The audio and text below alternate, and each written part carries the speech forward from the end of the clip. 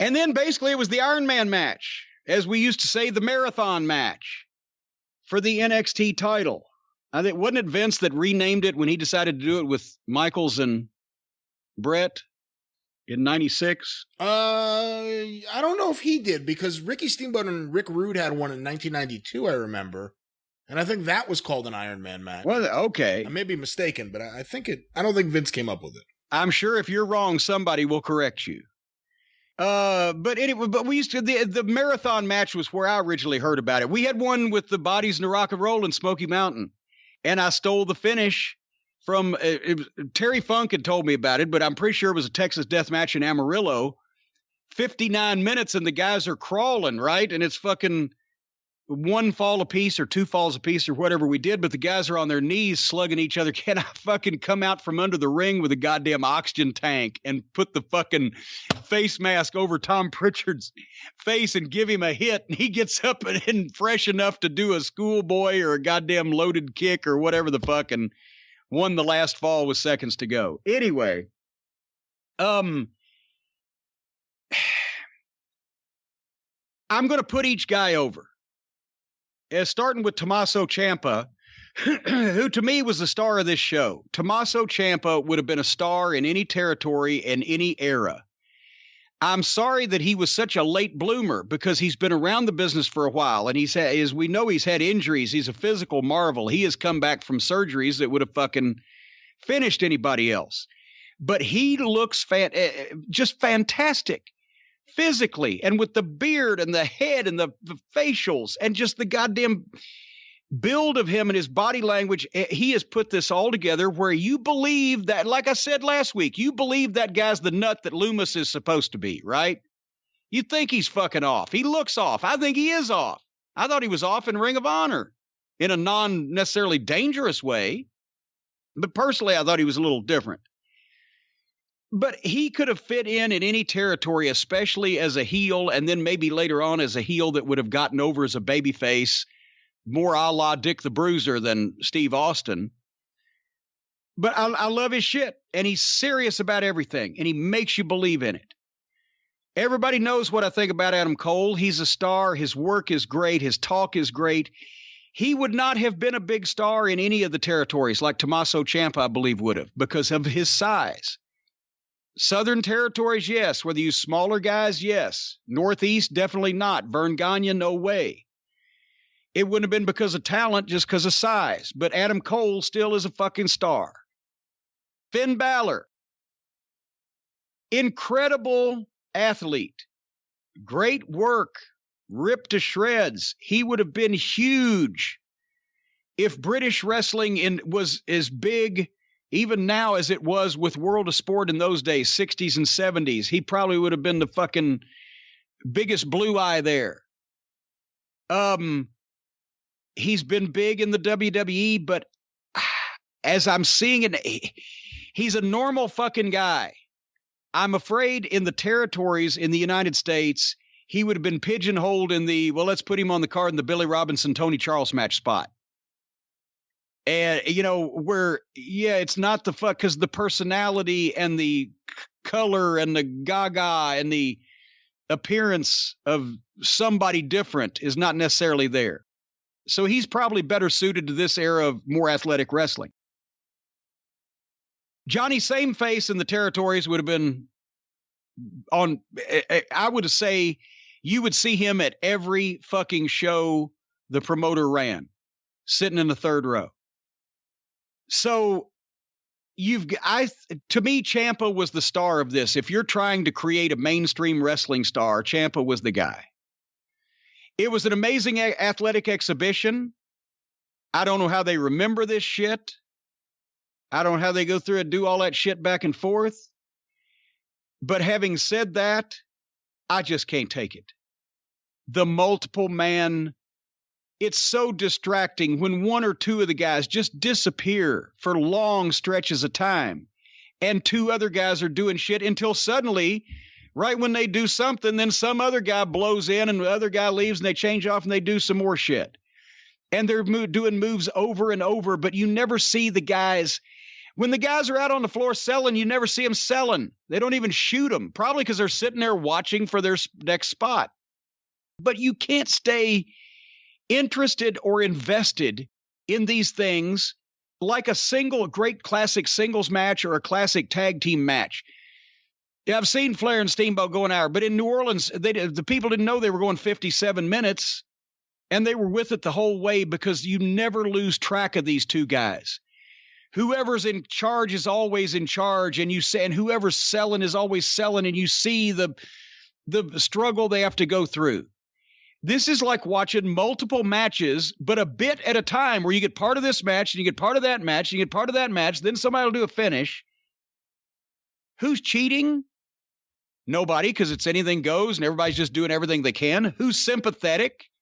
I don't really have sympathy for anybody, because they're, with the exception of Ciampa, they're all baby faces now that Adam Cole has been turned babyface and made sympathetic by the football player. This is a match put on to provide an exhibition of moves done at the very highest level over and over for an hour for the set limited group of people that is the same thing as the AEW audience, same thing as most modern wrestling audience, a limited group of people that want to see a bunch of guys go out there and do moves to each other over and over, crash and burn. You can't keep track of the story. You don't know who's going to win. You don't care what the fuck's going to really happen because it's just over and over. And so I hate to knock any of these guys except Johnny Sameface, but I couldn't follow this. And you just zone out. And then you know it's going to go an hour, so you're not sitting there waiting for who's going to win. And then they all got one fall. So you know that somebody is going to go in and catch the last fall in the last couple of seconds. And the only thing that they did throw us a swerve. Balor gets the second fall in the last 10 seconds, and then Cole comes in and gets one too. So they literally had us sit and watch this thing for an hour to go into a tie and to have the tiebreaker next week, one fall to a finish. Which, talk about fucking getting a blowjob from your sister. Or what was that old saying about a draw? Is like your sister blowing you? Or I have not heard this before. No, it's like kissing your sister. That's a draw. A draw. They used to say a draw is like kissing your sister. I guess there is a difference there. There's a big difference there. Big difference. Well, it depends on who your sister is, honestly. Oh. But nevertheless, awful. I didn't get a blowjob from anybody's sister to watch this, and I should have. And so we went an hour to come up with a tie and a rematch. Did you tell me what you thought? You hit on some of my big points. I kind of zoned out.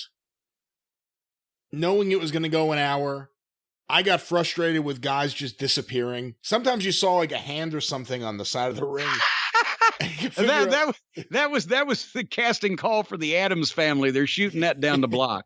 Yeah, but I zoned out at times. I thought it was a mistake not having a clock up the whole match, so you knew at least how much time was remaining. Well, yeah, that would have helped at least put the sporting aspect to it. Yeah, every now and then something popped up and said how many falls everyone had, and every now and then a clock popped up. I would have had a clock going the entire match. Yeah. I don't know if you could do the scores because an Iron Man match with 4 people, you need 4 different spots. It's a lot of screen, but something like that. Well, when it's 1-1, all the announcers have to do is say it's one. It's everybody's won. And that was another one of the problems. Everybody won something or lost something. Anything goes. Why is the referee enforcing rope breaks? Because it was easier for them to do the next spot. The other thing I'll say is I thought the finish was somewhat clever. Although, tell me what you thought for a second there, and I literally mean a second, I didn't think Adam Cole was going to get him over in time to get the pin before the match ended.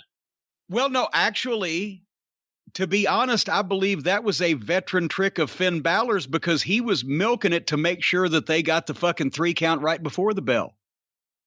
That timing, again, I don't know if this was, I assumed it was taped. But the timing of the turnaround was exactly perfect.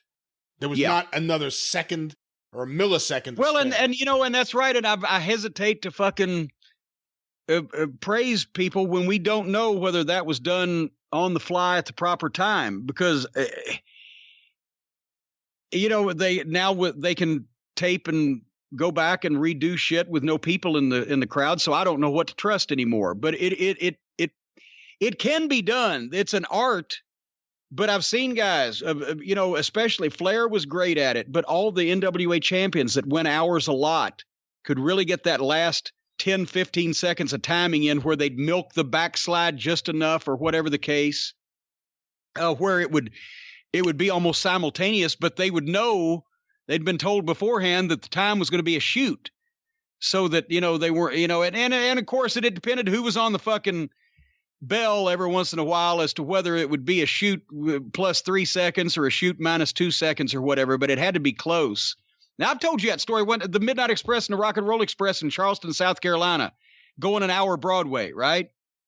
Rock and Roll hits the comeback at 58:30, and the people are screaming, and the Midnight are taking the bumps, and the comeback's going, And I'm like, it's bound to be a fucking bell. Comeback's going, bound to be a fucking bell. We were still at the old building. The old building in Charleston, not the new arena, but the old county hall. And God damn it, the timekeeper was a member of like the VFW club or whoever, the Veterans of Foreign Wars or whoever were there, that he was so wrapped up thinking the Rock and Roll Express were seconds away from winning the World Tag Team title, he wasn't going to ring the fucking bell because he wasn't smart. So what the fuck do we do? And we went an hour and 1 minute and 30 seconds and then had to do a fucking top rope DQ because he was not going to ring that bell. He thought the Rock and Roll was going to win. But normally it's an art to time that properly. Anyway, go ahead. Sorry. I was going to say, like we say each and every week, and now it's without Morrow, it's such a dry show. It's such a dry show. There's no atmosphere. There's no real excitement. There are a lot of matches and guys on the show that you don't care about. I mean, other than Rhea did hers, and there's no promos. No one gets time to really show you who they are beyond what they do in the ring. And then you have to care about what they're doing in the ring with, the Michael Cole trainee. And then they do too much of it for too long a period of time. Yeah, it's like I want to really like this show, and I never really like it. It's like I watch it, but I don't like it. It's frustrating. Well, and I know we're in a vacuum here. I mentioned Tommaso Ciampa came back and instantly got over better on the show last week just by beating up the job guy than anybody I've seen get over in the past several months on a TV program. And I said, why? Where the fuck's he been? Why have we been looking at these other fucking guys and not Tommaso Ciampa if he's been around and healthy? And that's, you said you thought creative had nothing for him. Oh, fire the fucking writers.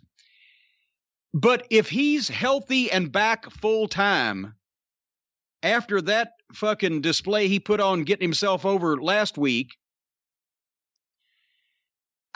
I don't know why we're going to be watching Adam Cole and Finn Balor next week. I don't know why we're not watching Adam Cole and fucking Tommaso Ciampa.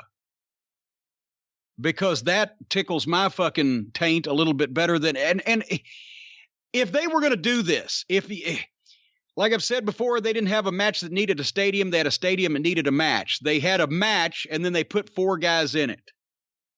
It just, instead of concentrating on naming a new champion that you can build around, if they were going to have this match, have Cole take the first fall over fucking Johnny Sameface and take the lead over everybody. And then have Ciampa do something to Johnny Sameface where he's hurt and out on the floor. He didn't get pinned, but he's taken to the fucking back. Tommaso did that. Then don't do any more falls for anybody until 58 fucking minutes or whatever. After 58 minutes. Then have Ciampa hit Balor with his finish 1, 2, 3. Now Cole has taken a fall.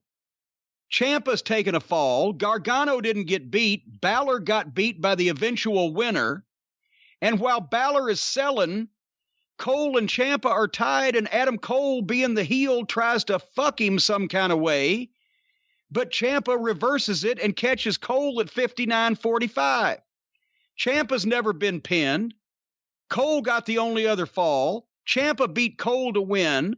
Balor was beaten by the eventual champion, and Gargano didn't get beat at all, but at least we got him out of there so the match could be better toward the end.